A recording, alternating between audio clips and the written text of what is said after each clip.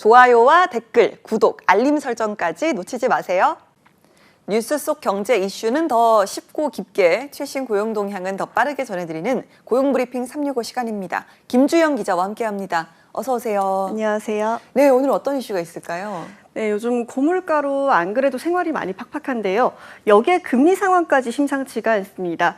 시중 은행들이 가계대출 우대금리를 잇따라 축소하고 나섰기 때문인데요. 코로나19 팬데믹 동안 이 영혼까지 끌어모아 부동산에 투자하는 이른바 영끌, B2가 코로나19만큼이나 급속도로 퍼졌었는데요. 영끌족들의 한숨이 더 깊어만 가고 있습니다.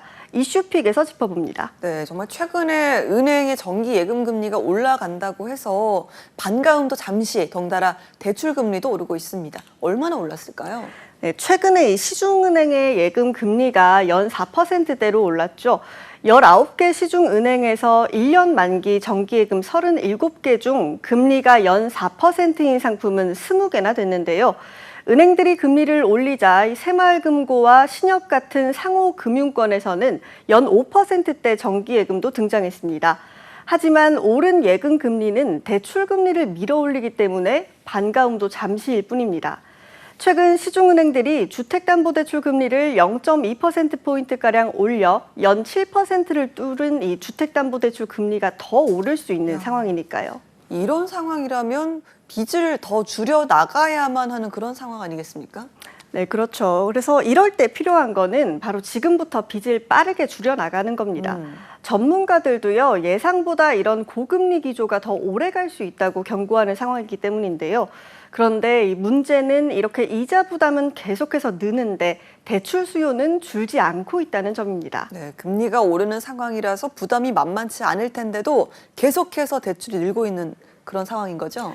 네, 이달 들어서 지난 12일까지 5대 은행의 가계대출 잔액은 685조 원을 넘겨서 지난달 말보다 3조 원 가까이 증가했습니다. 주택담보대출이 1조 6천억 원 가까이 늘었고요. 특히 지난 2021년 11월 이후 꾸준히 줄던 신용대출까지 1조 2천억 원 넘는 증가세로 돌아선 상황입니다. 네, 이런 상황이라면 우리나라에서 이제 가계 빚이 있는 사람이 굉장히 많다, 이런 이야기로 해석할 수 있는 거잖아요. 네, 그렇죠. 이 한국은행 자료를 살펴보면요. 현재 우리나라에서 가계대출을 받은 사람이 1,978만 명이나 됩니다. 한 명당 평균 9,332만 원 정도의 빚이 있는 걸로 나오는데요. 이 중에서 3개 이상의 금융회사에서 최대한 대출을 끌어쓴 다중채무자, 즉 영끌족이 448만 명에 달했습니다. 전체 가계대출자 중에서 22.6%, 그러니까 5명 중에 1명이 훌쩍 넘는 건데요. 1분기보다도 2만 명 더 늘면서 관련 통계를 만들기 시작한 이래 역대 최대 규모입니다. 그러니까 3개 이상의 금융기관에서 빚을 지고 있다는 거는 그야말로 한계치에 다다랐다, 이런 거잖아요. 네, 맞습니다. 근데 문제는요, 영끌족의 대출 규모도 평균 대출자들보다 훨씬 많다는 겁니다. 전체 가계대출자 평균 대출액은 9,332만 원 정도였는데요. 영끌 대출자의 평균 대출액은 1억 2,800만 원을 기록했습니다. 흔히 말하는 이 돌려막기조차 더 이상 어려운 상황인 거죠. 네, 지금처럼 금리가 높아지는 시점에 언제 어떻게 다 갚아야 할지 막막할 텐데요. 영끌족들의 상환 능력은 어떤 상황일까요? 네, 다중채무자들, 즉 영끌족들은 연간 벌고 있는 돈에서 평균적으로 61.5%를 원금과 이자를 갚는 데 쓰고 있었는데요. 이번 통계에서 우려되는 대목이 또 있습니다. 바로 흔히 통장을 스친다고 하죠. 그렇죠. 이제 월급날 다 빠져나가는 월급의 대부분을 빚을 갚는 데 쓰고 있다, 이런 말씀이시죠? 네, 버는 돈을 100% 고스란히 빚 갚는 데 쓰는 사람이 전체 가계대출자 중에 8.6%로 171만 명이나 됐는데요.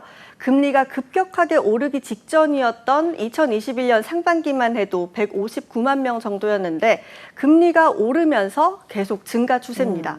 그나마 지난해 말에 최고점 177만 명을 찍고요. 네, 금리가 오를수록 이렇게 번 돈을 전부 원금과 또 이자를 갚는 데 쓰는 금융 취약계층들 더욱더 늘어날 수밖에 없을 것으로 보입니다. 네, 그러다 보니까요, 연체율도 조금씩 늘고 있습니다. 그만큼 빚 갚기가 버거워지는 사람이 많아지고 있다는 건데요. 네. 다중채무자, 이 영끌족들의 연체율은 1.4%로 2020년 1분기 이후 가장 높아진 상태에 들어갔습니다. 앞으로 영혼까지 끌어모은 가계부채 폭탄이 곧 터지진 않을까 우려의 목소리도 나옵니다. 네, 그래서 이제 빚을 좀 더 빨리 갚으려고 중간에 상환하려는 분들도 있는데요. 이제 문제는 중도 상환 수수료가 만만치 않다 이런 불만이 계속해서 나오더라고요. 네, 대출이 만기되기 전에요. 원금이나 또 일부, 전부를 갚아야 하는 이 중도 상환 수수료는 남은 기간에 대한 조달 비용이 발생하기 때문에 매기는 일종의 계약 위반 수수료입니다. 지난 3년간 16개 국내은행의 중도 상환 수수료 수입은 9,800억 원, 가계 대출 기준 국내 5대 은행 중도 상환 수수료율은 0.5에서 1.4%로 차이가 큰 상황인데요. 문제는 중도 상환 수수료 부담이 만만치 않다는 점입니다. 예를 들어 30년 만기에 변동금리 3억짜리 주택담보대출을 1년 만에 갈아타려고 한다면요. 수수료는 240만 원을 내야 됩니다. 네, 그런데 인터넷은행 가운데서는 이런 중도 상환 수수료 자체를 받지 않는 곳도 있잖아요. 그래서 이 불만이 커진 건데요. 네. 중도 상환 수수료가 불합리하다는 주장은 과거부터 꾸준히 있어 왔습니다. 부과할 때 금리 변동 차이를 제대로 반영하지 않고 또 중도 상환의 원인과 상황에 대한 고려가 미흡했다는 점 때문인데요. 사실상 은행이 수수료 장사를 하는 것 아니냐는 지적도 나오고요.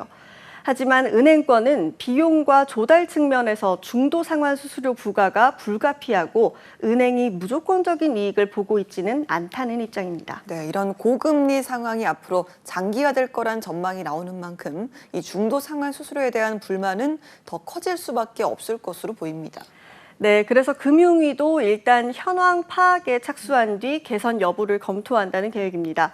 김주현 금융위원장이 얼마 전 이 중도 상환 수수료 부과는 여러 이유가 있어서 필요하지만 수수료 부과 기준에 합리성이 있는지 봐야 한다는 주장에 공감한다고 밝힌 건데요.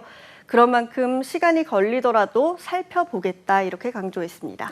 그러면 중도 상환 수수료가 좀 어떤 식으로 달라질까요? 네, 아직 그 구체적인 안이 나온 건 아닙니다. 그런데 일부에서는요, 면제 조건 확대 방안, 수수료율 조정 등에 대한 기대가 벌써부터 나오는데요. 하지만 은행권의 반대가 여전한 만큼 앞으로 단계적 조정 절차를 거쳐서 결정될 걸로 보입니다. 알겠습니다. 네, 집 사는데 영혼까지 끌어다 투자해왔던 448만 명이 이제는 빚을 갚는데 영끌에 나서야 하는 상황입니다. 고통스러운 시간이 되더라도 빚을 감당 가능한 수준으로 줄여놓으려는 노력이 필요한 시점입니다. 김주영 기자와 함께했습니다. 고맙습니다.